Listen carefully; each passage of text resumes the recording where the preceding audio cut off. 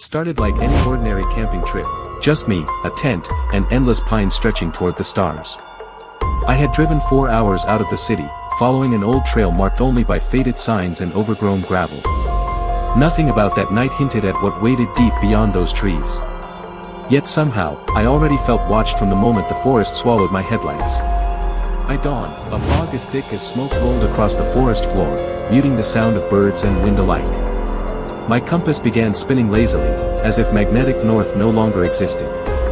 I laughed it off, certain it was broken, until I looked down and realized the needle was trembling towards something deeper in the woods. I followed it out of curiosity, step after step through a silence so complete that even my footsteps seemed muffled. The path narrowed to a corridor of trees, their roots twisting like veins beneath the soil. Hours later, I stumbled onto what looked like a cracked asphalt road, except no map said a road existed here at all. The first thing I saw was a rusted sign half buried in vines reading, "Welcome to Dunridge." I blinked, there was no Dunridge in this state, at least not anymore. Yet beneath the strangling ivy, I could see lights flickering faintly down the hill, pulsing like breath beneath the fog. Houses appeared one by one along the road, leaning slightly as if exhausted by time itself. Their windows glowed, faint and yellow, though no smoke rose from any chimneys. A child's tricycle sat in the mud, its paint blistered and chains snapping in the wind. Something about this ghost town felt too alive to be forgotten. As I stepped closer to a porch, the boards moaned under my weight, the sound stretching long into the stillness. Through a window, I saw curtains moving, though no shadow passed behind them. I knocked once, nothing. Knocked again, and heard footsteps approaching from inside. An old woman opened the door, her face pale yet impossibly clear, as though drawn in perfect memory. She smiled and whispered, "You came back." My stomach turned, I had never been here before. Yet something about her voice tugged at a place I couldn't name. She invited me in, offering tea that steamed like breath in the cold. The furniture seemed antique yet untouched, like someone had vacuum-sealed a century of time. The clock on the wall clicked, 13 times before stopping altogether. When I asked her the year, her answer made my throat tighten, 1955. Outside, the fog pressed against the window like a living thing. I could hear faint voices, distant and pleading, blending into the hum of unseen electricity. When I stepped away from the table, every object in the room shifted slightly, as if the house adjusted to match my presence. I thanked her and stepped outside, desperate for air that didn't taste like memory. The street seemed shorter, the houses closer, their details blurring at the edges. A whisper, soft and urgent, followed me between doorways, calling me by name again and again. I reached a square lined with wooden storefronts. One bore a faded sign reading Dunridge General Store. Inside, shelves were stocked with goods decades past their expiry, yet they looked brand new. Behind the counter stood a man who looked like he had never aged since Eisenhower. He didn't ask how I got there. Instead, he handed me a piece of paper, folded, yellowing, and creased by many hands. When I opened it, my knees almost gave out. It was a missing person flyer, my face printed on it, dated August 10, 1953. I stumbled backward, the man watching silently with eyes too calm for what I had seen.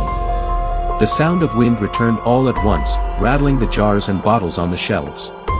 When I turned around, the door was gone. Only a mirrored wall stood where I had come in.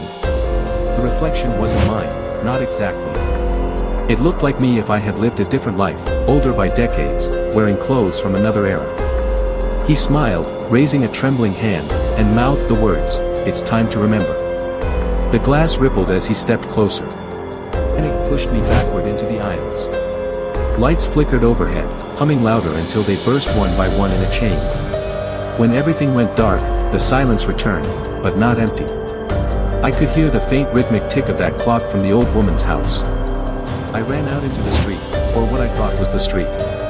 The fog glowed with an eerie amber hue, swirling around me in patterns almost geometric.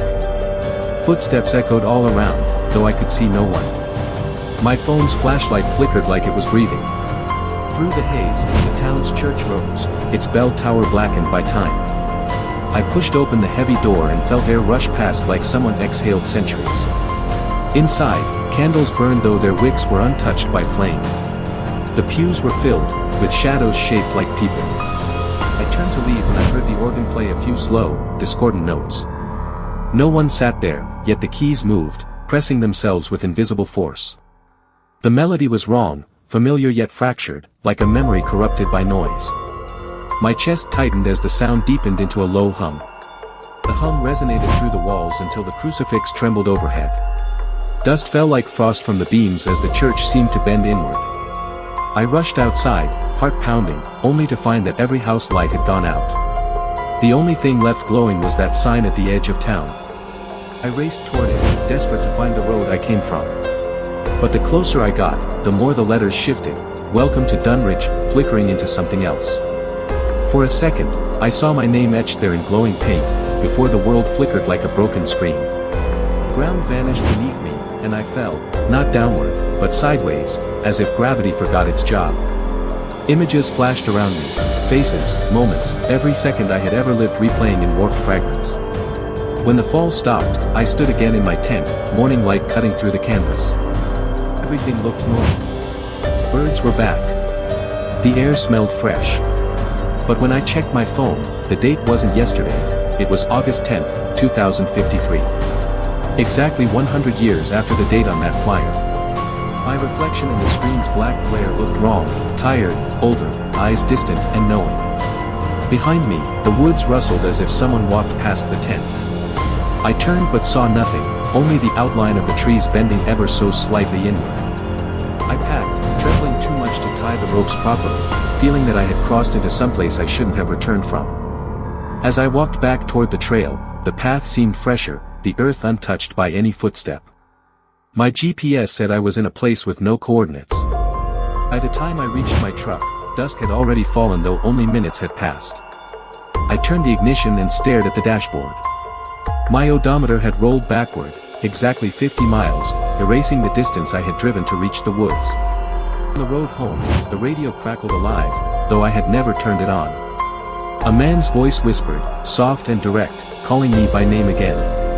"You left too soon," it said, before dissolving into static that sounded terrifyingly like laughter. I stopped at a gas station 2 hours later, urgently needing light, noise, proof of reality. The clerk looked up as I entered and froze mid-sentence. "You look just like the guy from that old story," he murmured, pointing to a faded newspaper clipping taped behind the register. The headline read, "Local man vanishes in Dunridge Woods, 1953. The photo beneath was my face, though slightly younger, wearing the same jacket I had on right now. My throat closed as I realized even the scratch on my cheek matched the one in the photo. I grabbed my things and left without paying, tires screeching onto asphalt that seemed to fade the farther I drove. My headlights flickered off for a moment. When they came back, the forest had returned on both sides. Ahead, barely visible, the same sign glowed through the mist. It read, "Welcome back to Dunridge." The road bent in impossible angles, looping like a maze drawn by a madman. My phone pinged again, one new picture gallery. Every photo was of me, standing in the exact same spot, staring at the exact same sign, under different skies and decades. I slammed the brakes, jumped out, and stumbled forward, but the air turned thick like gel. It pressed against me, resisting every move. From far off, I could hear the sound of the old woman's clock ticking, getting louder and nearer, its rhythm syncing with my heartbeat. When the fog finally cleared, I found myself standing in the town square again, though the buildings were all gone. Only outlines and ash remained, warm to the touch, as if they had burned moments ago. The air shimmered, and distant laughter drifted through the static haze. My voice broke as I screamed into the emptiness. Leaves trembled as if something unseen had heard me. Then, faintly, a child's giggle echoed back, repeating every word I said a fraction of a second too late, like an old recording stuck on loop. Light appeared beneath the trees, a lantern swinging gently, beckoning. A figure emerged, wearing my old jacket, face hidden behind shadow. When he raised his head, I saw my own eyes staring back, tired and endless, whispering, "We never really left." The fog swallowed us both, but before it closed, the sky flickered in static, and the world folded inward like a collapsing film reel. Somewhere, that old clock ticked once more, and then, silence. Only the forest remained, waiting for the next traveler to lose their way. Official records say Dunridge never existed, erased from every map decades ago. Yet people still claim they hear whispers while camping anywhere near those woods.